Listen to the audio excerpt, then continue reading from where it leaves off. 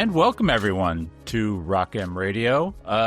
This is a brand new episode of Dive Cuts, and we are live on YouTube. Say hello.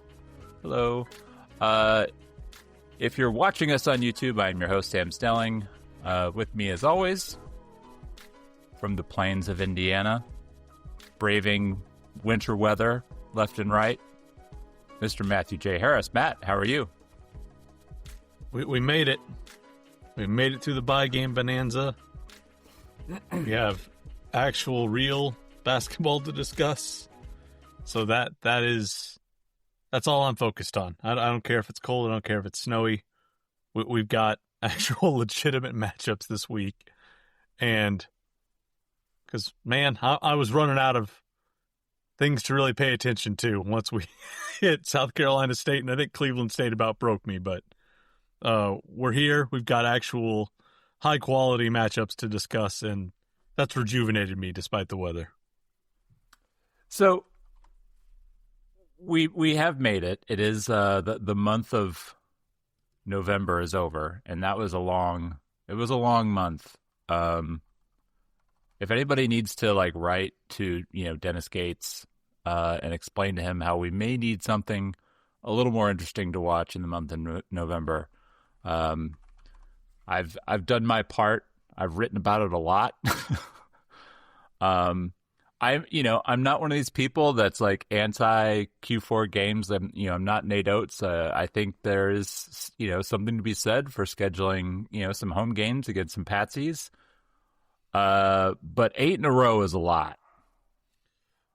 Yeah. And I hate lumping Minnesota in there, but Minnesota has precipitously dropped a little bit in Kim Pom there, and that's basically a complete turnover, basically a complete gut job right now that they're trying to execute up there in the Twin Cities. So it didn't really feel like it had sort of the heft. It did kind of feel like Missouri broke them a little bit.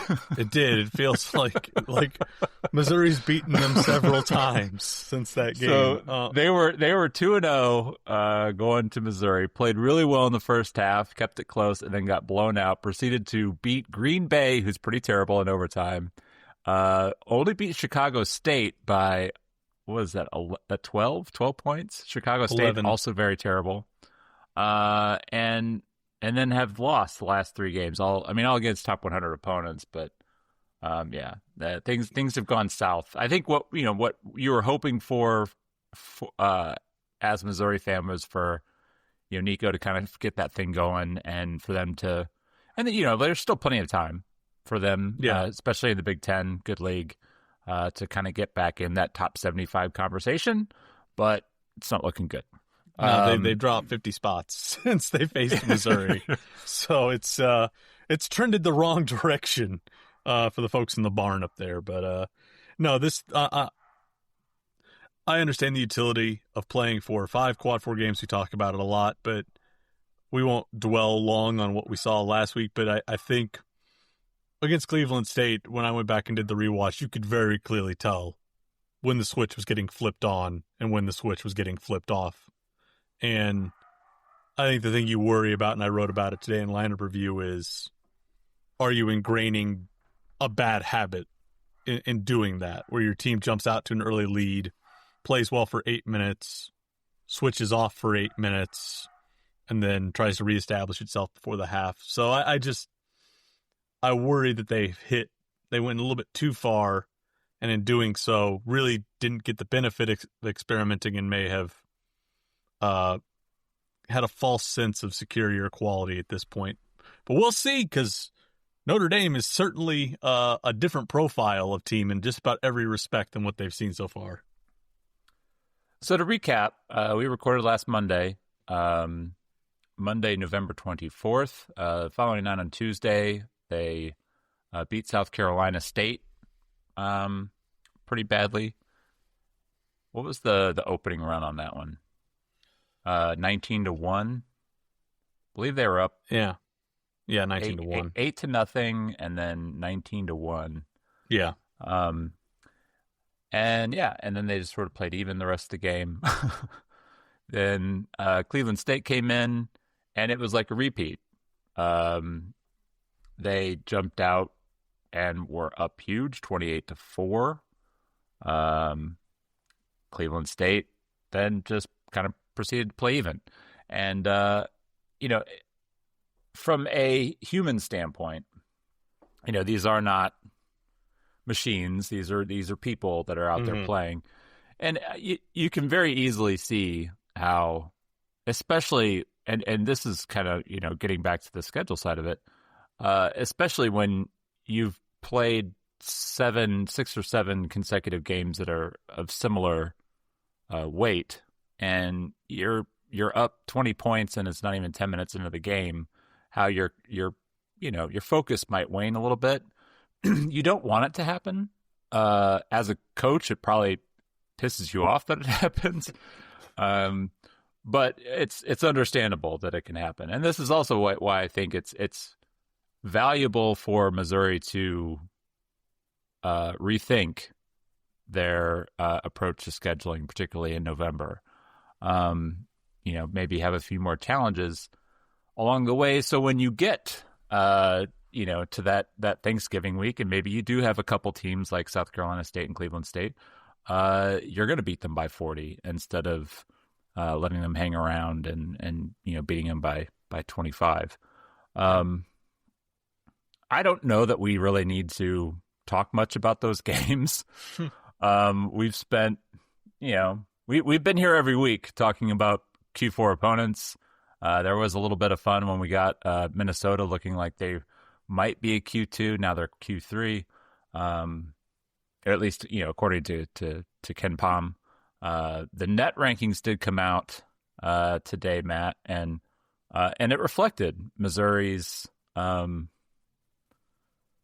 effort against some lesser opponents, and not thoroughly pounding them and just sort of beating them by what you might expect with a close win over Southeast Missouri State tossed in. So when you toss that in, and net rankings is basically like Ken Palmer, Bart Torvik, just waiting for preseason. No waiting for preseason priors, and now you have what were they, 52nd, 51st, 51st.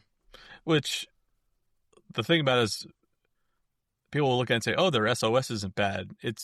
I'll explain this quickly. Because there is no preseason prior waiting, all these Q4 teams they're playing are basically spending non-con traveling around, getting their brains beat in to get checks for their athletic department. So they are playing a lot of Power 5 schools. That juices their SOS because they're playing a bunch of really good teams and losing. And so when you beat those teams who have good SOS in the near term, it can give you a benefit of playing quality SOS, and if you beat them by a lot, it juices your efficiency margin and pushes you up. So as you can see on the screen, Vanderbilt has done that, and they're 4th. Another team I would point you to is LSU. They're at 19. They've kind of taken that approach, and Georgia. So they're ahead of Missouri because they have absolutely kicked the crap out of those teams. Missouri has mostly played to the forecasted margin, so that's why Missouri's lagging a little bit. The value of those games diminishes over time as those teams get into conference play, like the MAC, or not the MAC, but the MEAC, the SWAC, some of these lower tier conferences. They begin to play each other, they begin to take losses, and they begin to plummet, and the SOS begins to drop. So the best way I can say is these are empty calories. Right now it looks really great. This is a sugar high from them playing all these power conference teams to fill their athletic budgets, but that's going to diminish very, very quickly in December. So what you're seeing here is Missouri basically hit the margin. Like they did what they were expected to do in these games.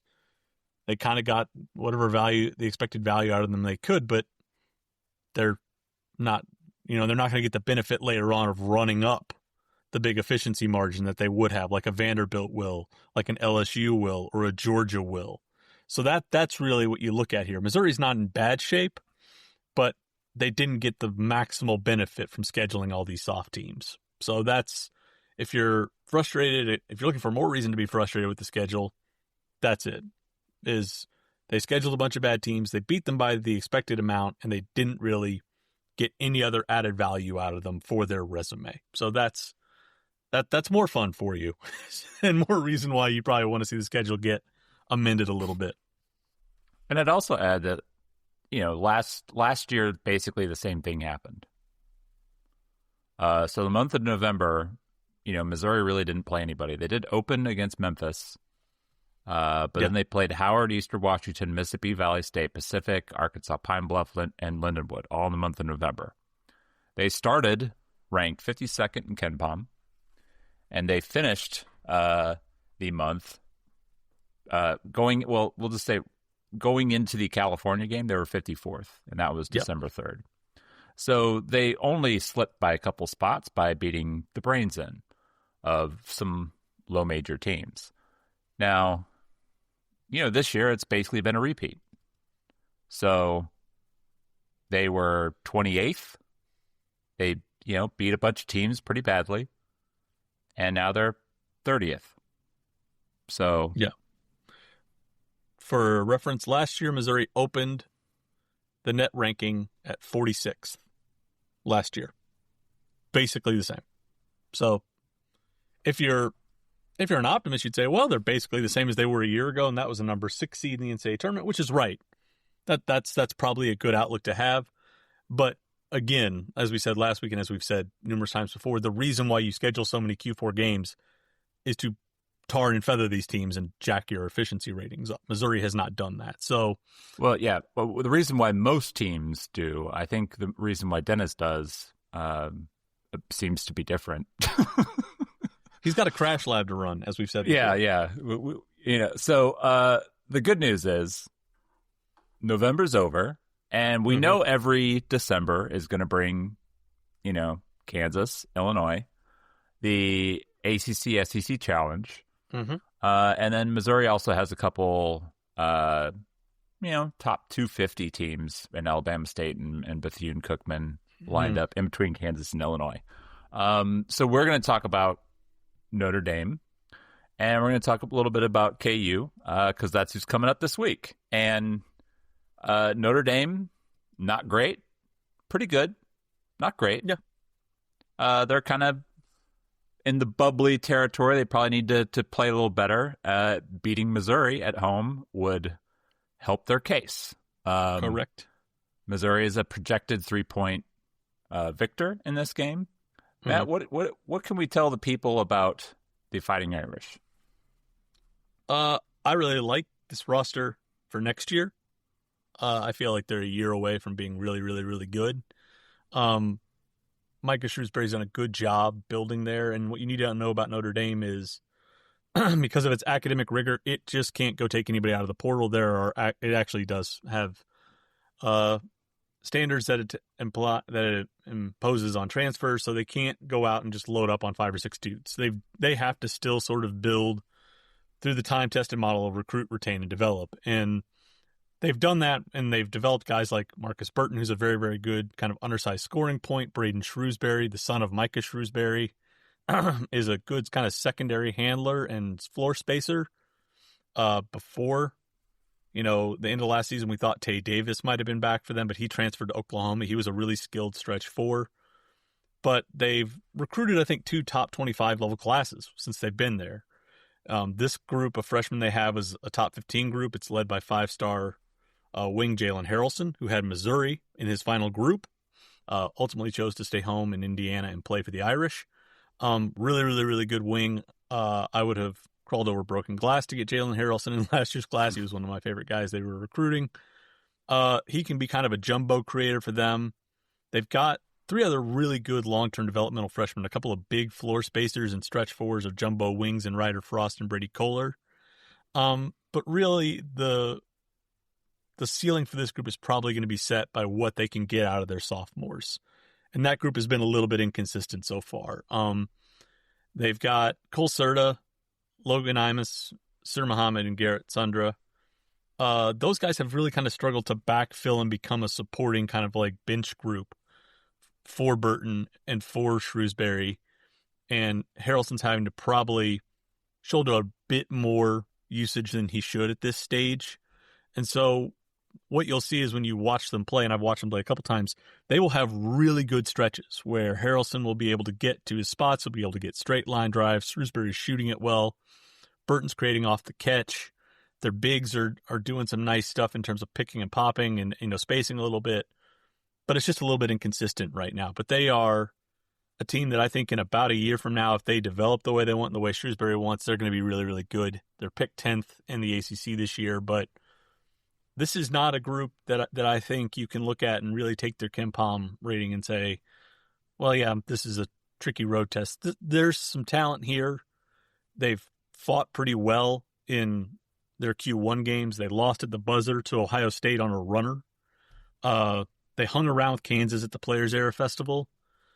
And after getting down by 22 to Houston, they cut that lead to 4 early in the second half. So they have been feisty. They've played hard. They're probably more calloused than Missouri is at this point.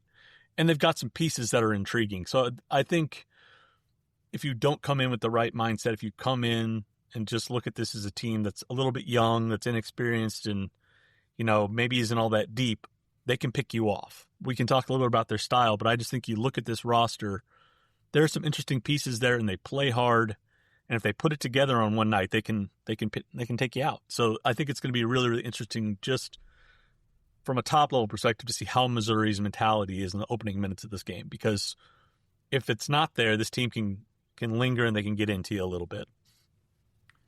Shrewsbury's had a little bit of a tough time getting it going there. But he is a guy who, in just 2 years at Penn State was able to, take Penn State to the NCAA tournament. I don't know, a whole lot of people will remember that team. They beat Texas A&M, and I want to say it was round 1, the round of 64, I guess we're supposed to say, as a 10 seed. And then he took the Notre Dame job. And again, like you've mentioned the pitfalls of being a coach at Notre Dame and the academic, issues that come with some, in a good sense, the academic issues. But wanting to recruit certain people, your pool is going to be a little bit more limited. And so where everybody else is kind of leaning heavy into the portal, like Notre Dame just doesn't quite have the ability to build that way. But every year they've gotten a little better. And it looks like this year they're going to be a little better. And I think I agree with you in that they look like a team who's about a year away. But when you're talking about a younger, talented core, all it takes is a couple of those guys kind of getting a few threes to fall, and you're on the road, and that thing gets sticky in a hurry. And we've seen, Missouri's. I think this is probably a good time to sort of transition into how Missouri is going to play them, and we've seen Missouri's defensive lapses at times. The focus can wane now that this has all been in a month where it's been a lineup of teams where you can do that and get away with it. And not to say that Missouri, I don't think Missouri has to play their A game in order to win this game. I think Missouri needs to play well to win. But they are going to need to defend, and that has always been a little bit of a question with Dennis Gates teams. And in particular, you really want to see Anthony Robinson, who's struggled with some foul trouble a little bit early, struggled with his role offensively a little bit, to sort of take a step forward and be what I thought he looked like against Kansas State, which is like a guy that was taking the next step as sort of a lead guard. Yeah, it'll be a different challenge for Missouri too, because they've lined up a lot of Q4s that kind of want to play the way they do. They want to play fast. They want to get after it. They want to get up and down. Notre Dame does not want to do that. Notre Dame wants to play a really controlled tempo. They're I think they're 317th in adjusted tempo. They don't want to pressure you defensively. They are a gap sound team. They want to sink into gaps. They want to keep everything in front. They want to contest shots, and they're going to send bodies to the glass. So they're not going to get out and, take risks. They're not going to jump in passing lanes. They're going to clog up the middle of the floor. They're going to make it hard to get to the rim.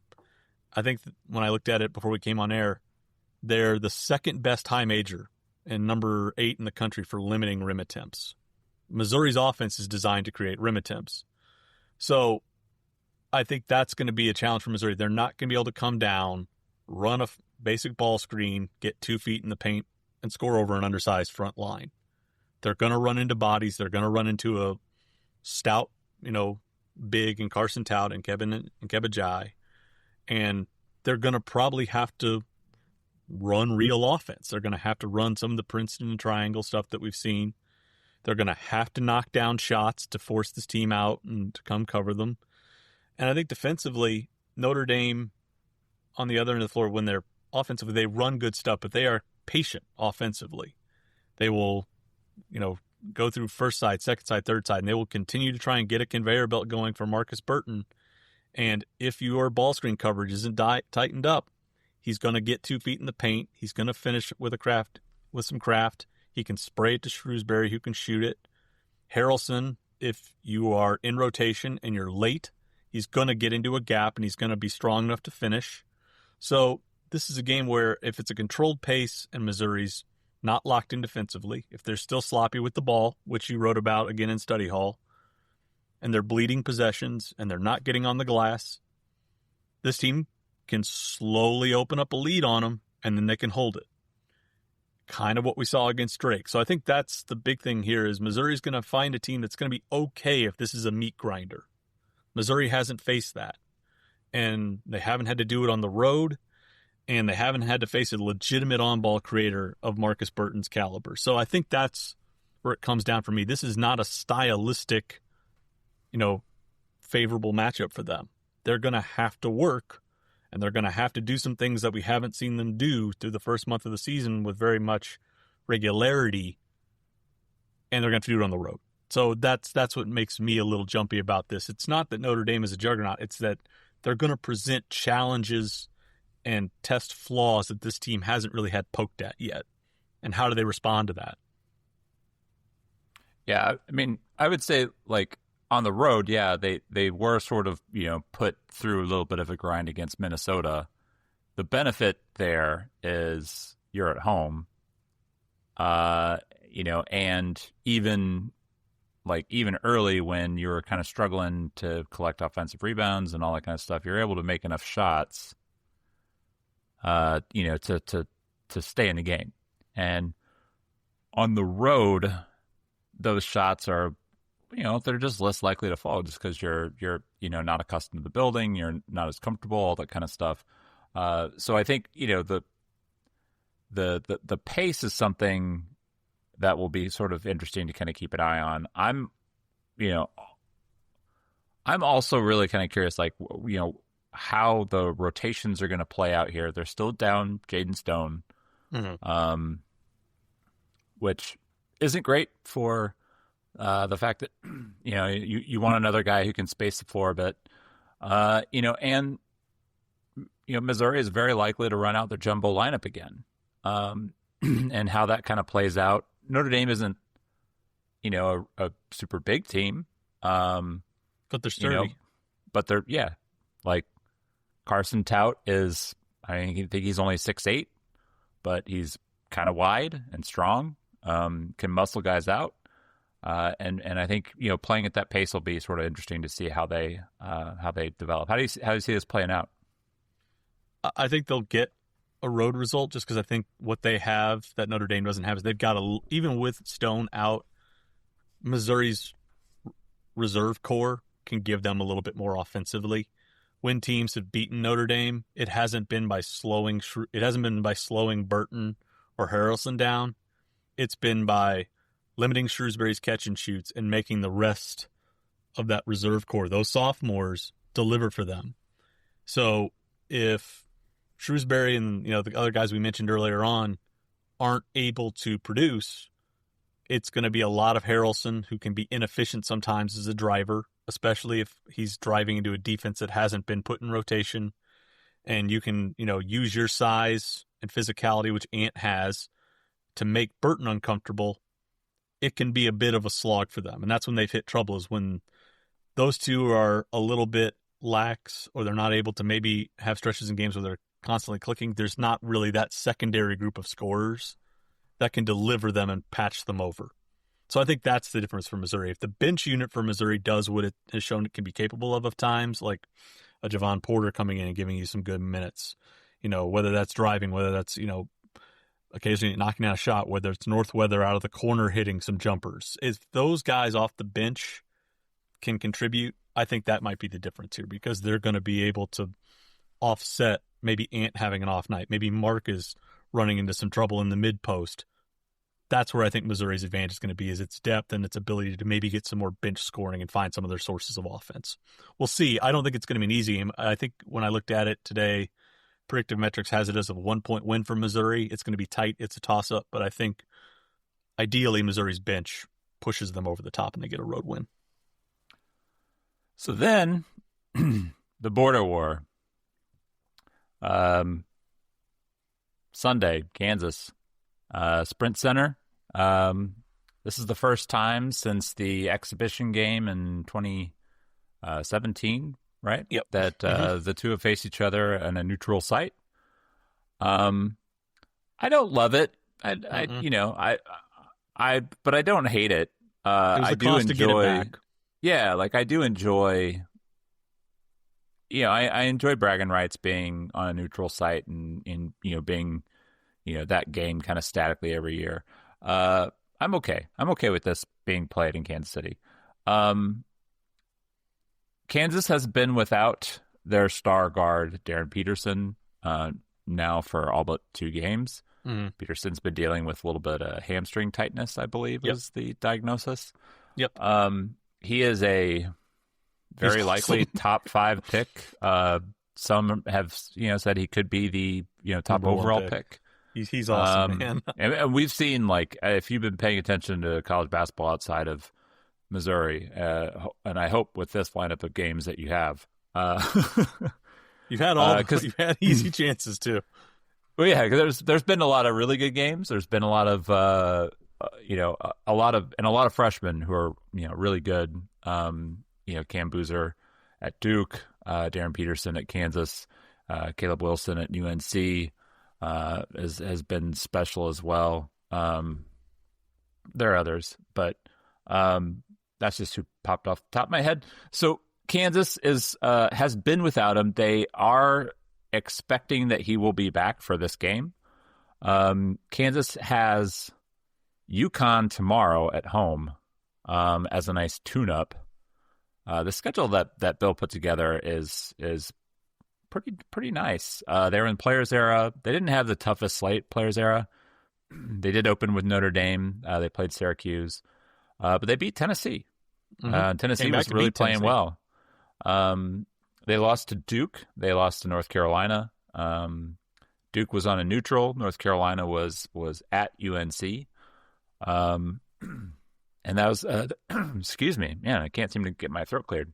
I can't either. But the North Carolina game was the last game that we saw Peterson. I don't know if he's going to be back for UConn, but I would feel pretty sure that we'll see him against Missouri. Yeah, they're going to give him. They're going to put him through a workout tomorrow, and it'll be a game time decision. That's what Bill Self told reporters in Lawrence today, which I imagine he'll be back tomorrow night. But that's me, and that's me reading the tea leaves from Bill on, because you want him back for this run, because it's Connecticut, NC State, and it's a good. They need a couple more quad one wins coming out of non-con, so I imagine we'll see him back. And it's been basically a month for him, so I imagine we'll see him back. So they did without him. They beat Tennessee, and Tennessee's pretty good. Mm-hmm. Tennessee's currently 12th in KenPom. That looked. I watched the game. It did look like Tennessee kind of ran out of gas. Tennessee had kind of control of the game, and Players Era. it's 3 games in 3 days, so it's not easy, and yeah, it can kind of come down to how deep is your bench, and Tennessee, we know they don't go very deep. Rick tends to kind of play 7 guys religiously, maybe goes to 8. And yeah, it really looked like they just sort of ran out of gas. Kansas was down double digits and managed to kind of squeak back in and win that game. That was without Darren Peterson.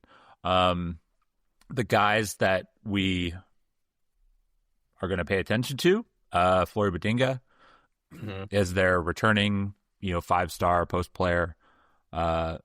He was okay last year. Didn't really do much with Hunter Dickinson in the way. But people wanted to see more of him. But what's that? People wanted to see more of him. It's less of Hunter down the stretch last year. Yeah. So. But Badunga is a nice player. He's an athletic, 6'10", big. He's good around the rim. He's not going to step out and shoot many threes. They also went into the transfer portal. They added Melvin Council, who's a athletic combo guard. I think he's kind of playing a lot of point guard this year, especially with Peterson not handling the ball, not in the lineup. But Council's, a good driver. Trey White is a guy that we're familiar with, watching him play for Illinois last year, sort of a do-everything wing. Roles changed a bit, too, here, but probably for the better in Lawrence. Yeah, he's been really good for them. They also have Bryson Tiller, who's a freshman, was an OTE kid, if I believe. Elmarco Jackson's back after missing all of last year with an injury. And then, a kid that I have liked so far from what I've seen off bench, Cole Rosario. Not a super heralded freshman, but he was top 60 or 70? So top 60. He hit a bit of a bumpy stretch over the last couple weeks. They pulled him from the starting lineup last week to swap him out. So it'll be interesting to see kind of what they do bench depth wise. Then they've got Jamari McDowell played really, really well at the Players era. He had a really, really nice run for them, and he's a redshirt sophomore. He caught a red shirt last year after playing as a freshman. Yeah, so they've cobbled together, like this isn't like a classic Kansas roster.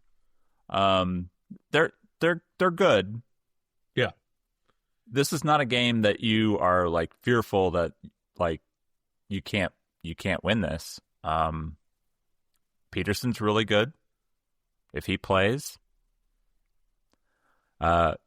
you're expecting he's going to handle the ball a lot. He's going to shoot a lot. Badunga is really high quality forward, sort of a more of a true 4 than a 5, but he plays both. But yeah, I mean, I think this is a bit of a Bill Self transition roster. He's got a really good freshman class coming next year. I think a deeper freshman class coming next year. Bill's figured out that what he does this should make us very sad.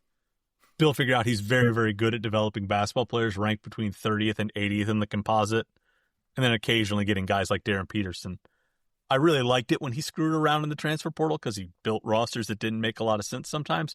But Bill's figured out that he's really good at coaching guys for 2 or 3 years and turning them into absolute monsters. So sad times that Bill's going back to what worked for him for 20 years.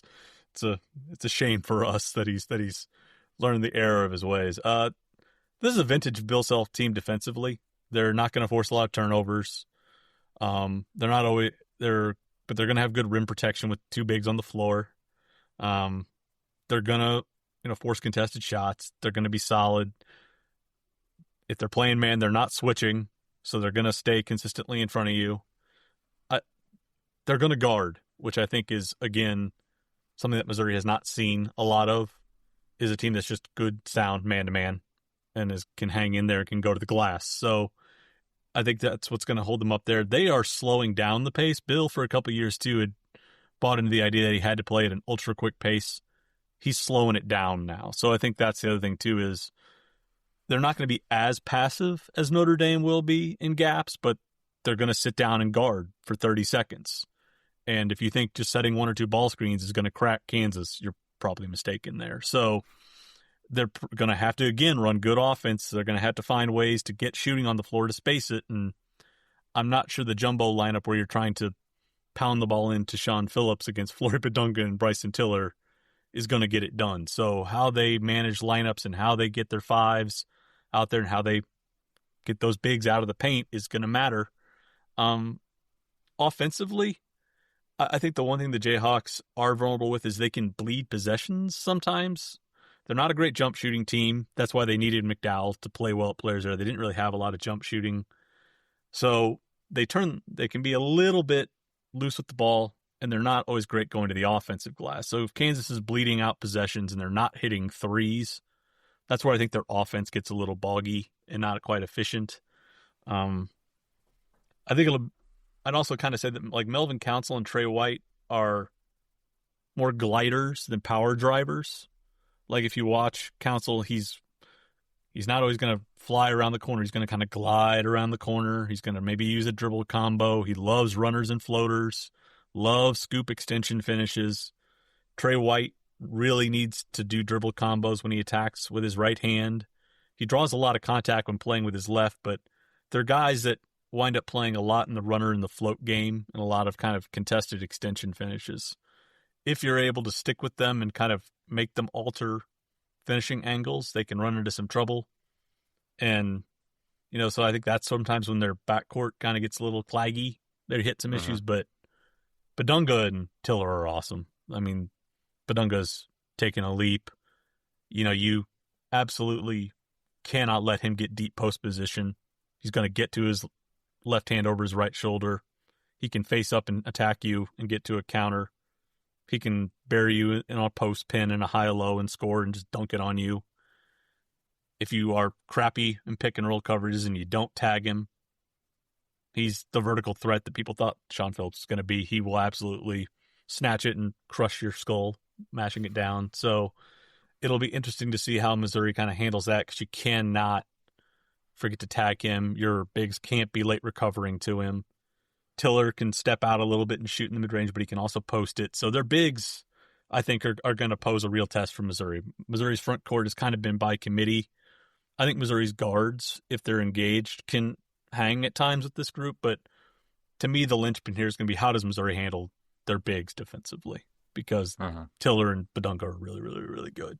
And Tiller has a look of a guy who, if he sticks around Lawrence for like 2-3, like he's like All-American as a junior, like Bill Self development guy. Yeah. I mean, he's 6'11", listed at 240.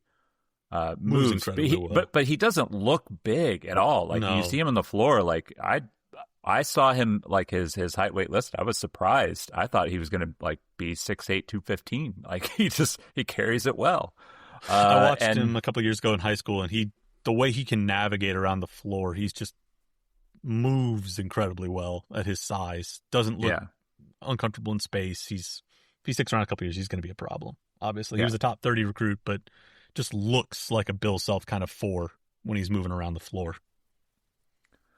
So how do you see this game playing out, Mr. Matt Optimist? You're always the optimist of the two of us.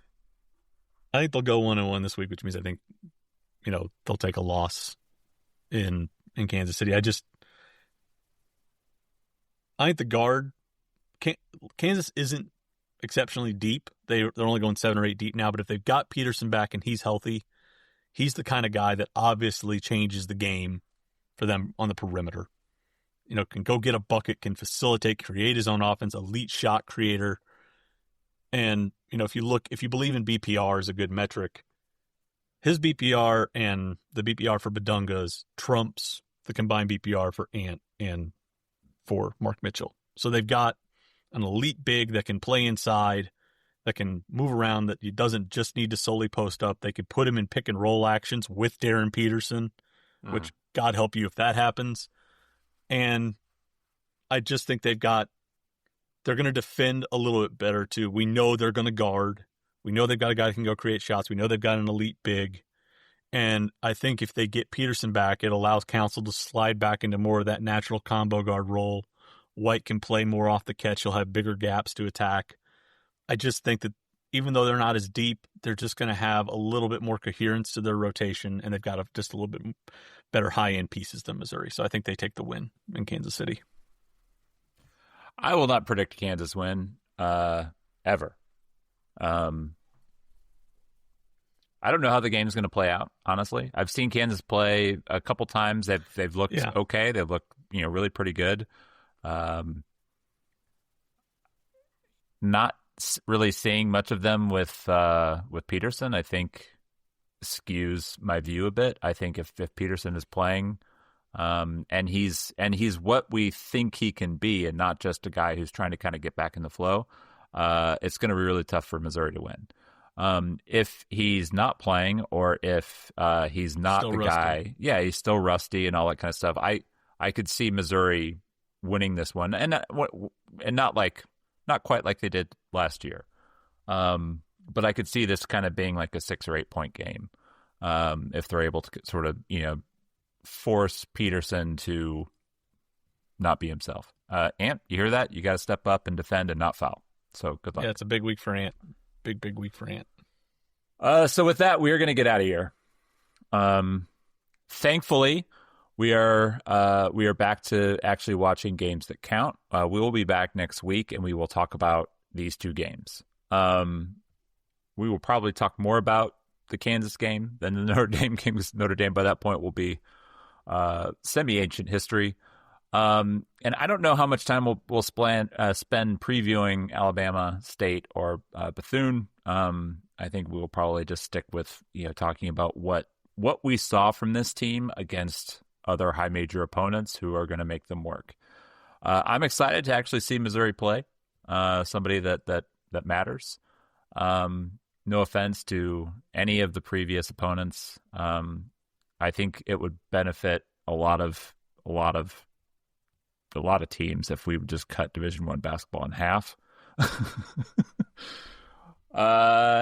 So we'll be back next week to talk about this. If there's anything that you want to know, feel free to drop a comment. If you haven't already, subscribe this video, subscribe to the channel. It helps us grow. Subscribe to Rock M Plus if you're not already. We are there. We're talking hoops, and we're doing it better than, Missouri hoops. There's some other basketball chatter. It's mostly Missouri hoops. Doing it better than anybody, in my opinion. So thanks everybody for tuning in, and we will be back next week. So until then, thank you for tuning in. Bye-bye. Thank you everyone for tuning in to Rock M Radio, a proud partner of Fans First Sports Network. Rock M Radio is the official podcast network of Rock M Plus, a new and exciting subscription service provided by me and the other voices of Rock M Radio. Please take a few moments to head over to rockm.plus and sign up for an account today. The cost is only $5 a month, and the benefits include access to our live podcast, a subscriber-only message board, weekly newsletters, and more. If you enjoyed this episode of Rock M Radio and would like to see more just like it beamed directly into your personal device, make sure to click the subscribe button below and tell your friends. Our podcast feed is available through the Apple Podcast app for iPhone, Google Podcast app for Android, whatever app you listen to your podcast. You can also find Rock M Radio on Spotify.